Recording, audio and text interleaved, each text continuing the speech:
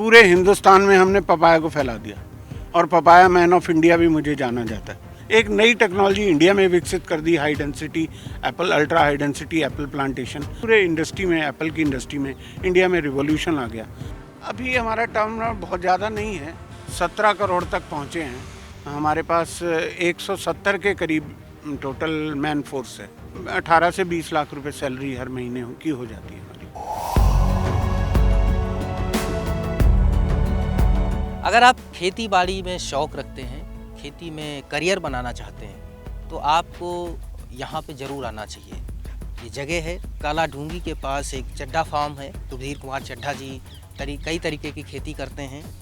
आपकी जो यात्रा है वो कैसी रही, कैसे आपने स्टार्ट किया और आज क्या क्या करते हैं? मैंने जब पीएमटी मेरा सिलेक्शन हुआ, हायर सेकेंडरी उस समय होता था, दिल्ली से मैंने डीएवी से किया था, परंतु मेरे को अपने माँ बाप के साथ रहना था यहाँ खेती में।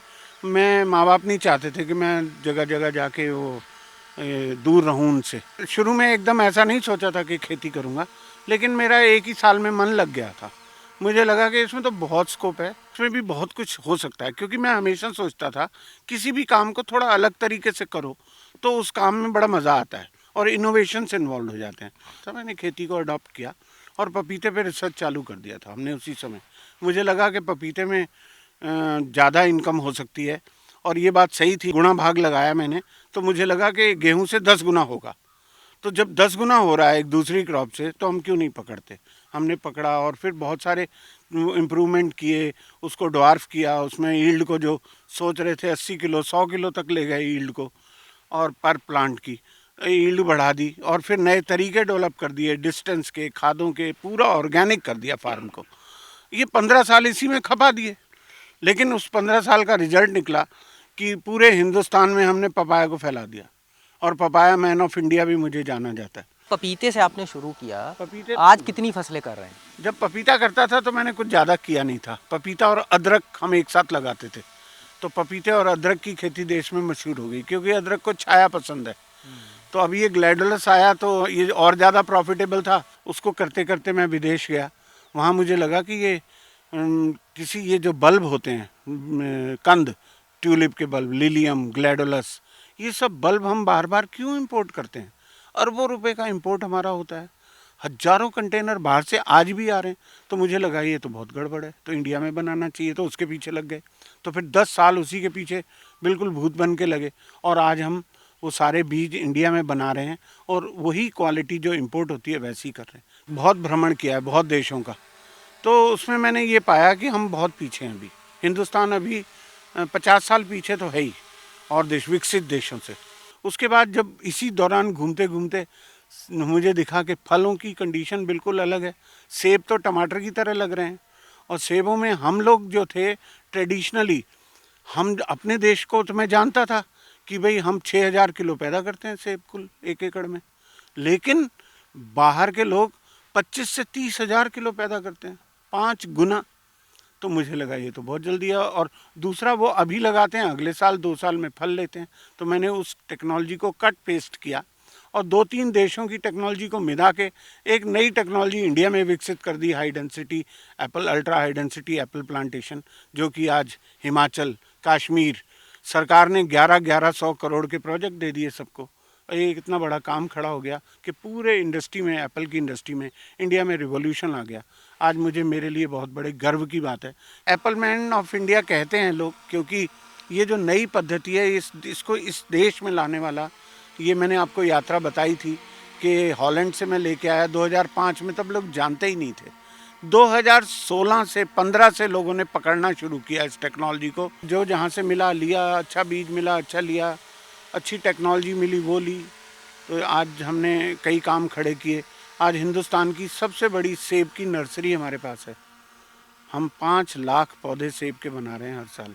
कितने फार्म हैं आपके? देखिए मैं बताता हूँ, हमारे 2-3 मुख्य केंद्र हैं। एक कैंची मंदिर के पास है प्लांटेस एग्रोटेक, एक भीमताल में है, उसको कहते हैं इंडो डच हॉर्टिकल्चर टेक्नोलॉजी, और एक ये है चड्डा सीड फार्म।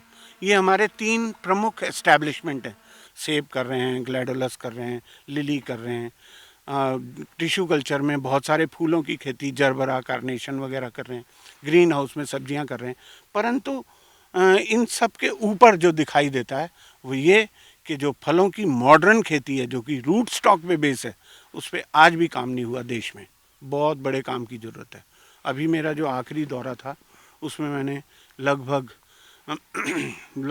15 किस्मों के फल मैं हिंदुस्तान में ला रहा हूँ। हर किस्म की 4-4, 5-5 वैरायटी हैं, जिससे पहाड़ बदल जाएगा और कोई पहाड़ से पलायन नहीं होगा, ये मेरा दावा है। पपीते की फसल 2 फसलें और ले लेते हैं 2 उसमें। फसलें और भी लेते तो हैं, 3 भी ले लेते हैं, कई 3 बार। ले लेते हैं तो पपीते से 10 लाख और ये जो आपका ग्लैडुलस है ये कितने का बिक ये जाएगा? 2 से 3 लाख ये भी बिक जाता है। 2-3 लाख रुपए का ये भी जी, बिक जाएगा। खर्चा निकाल आपने देता बताया है। कि 3 लाख तो पौधे लगा रखे हैं एक जी, एकड़ जी, में। बिल्कुल, एक बिल्कुल। एकड़ में? जी, 1 एकड़ में ये जो पौधे लगते हैं, ये 3 एकड़ में 3 लाख लगे हैं। अच्छा 1 लाख 1 लगा है एकड़ तो 1 लाख 4 में लाख लगते हो हैं। गया ना ये? जी। तो 14 लाख हो गया।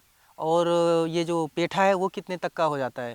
पेठा बहुत ज़्यादा नहीं होता, क्योंकि पेठे की कीमत ज़्यादा से ज़्यादा 10 रुपए किलो मिलती है, इससे ज़्यादा नहीं एक मिलती। एकड़ में कितना लेकिन मैक्सिमम हो 1 सकता एकड़ में आप मान लें तो 50-60 हज़ार रुपए का पेठा हो जाता है। है? मतलब लागत निकल आती है लागत जो, निकल आती है, हमारे मजदूरों की लागत निकल जाती है। मतलब अप्रॉक्स आप 15 लाख तक जो है अगर अच्छे से काम करते हैं तो हाँ। 1 एकड़ में 15 लाख कैसे जी, कमाएं, जी, जी, जी। ये आपका जो गणित है जी। उस हिसाब से किसान पा नहीं, सकते हैं। गणित नहीं है, ये रियलिटी है। जब जब हम काम करते हैं, और मैंने हर फसल में अगर उस हमने सेव किया तो किसानों को 10 लाख रुपए हमने कमा के दिखाए। उन्होंने अपने हाथ से 10 लाख रुपए कमाए एकड़ से। खेती से जो आप कमाई है वो कितनी कर लेते हैं? अभी हमारा टर्नओवर बहुत ज़्यादा नहीं है।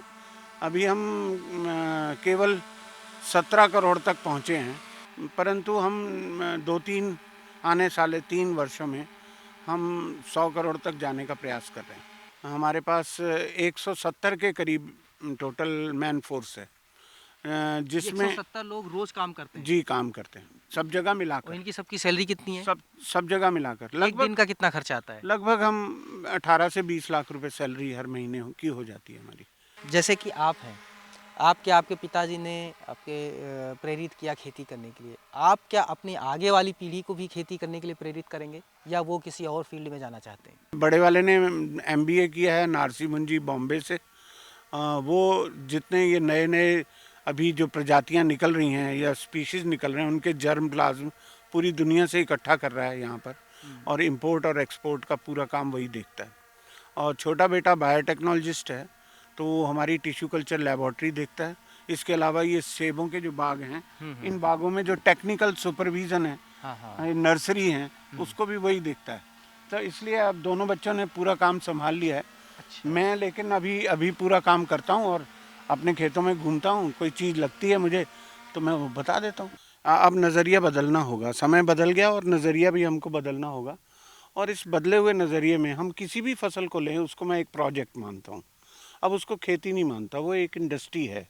मुझे लगता है शायद हम अपनी युवा पीढ़ी को बता नहीं पाए कि खेती में अब बदल क्या आ रहा है। अब ये एग्रो इंडस्ट्रीज़ बन गया अपने आप में, ये अब वो पुराने वाली खेती नहीं है। सो ये जो ट्रांजिट फेस है, जब हम इसको एक धोती वाली किसान की हल कंधे पे रखा हुआ उस इमेज से बाहर निकालेंगे और इसको एक इंस्ट्रूमेंटल यानी पूरा का पूरा मैकेनाइज फार्मिंग जो ऑटोमेशन पे बेस्ड हो, अगर हम उसको कन्वर्ट करेंगे तो हमारे बच्चों को मज़ा आएगा।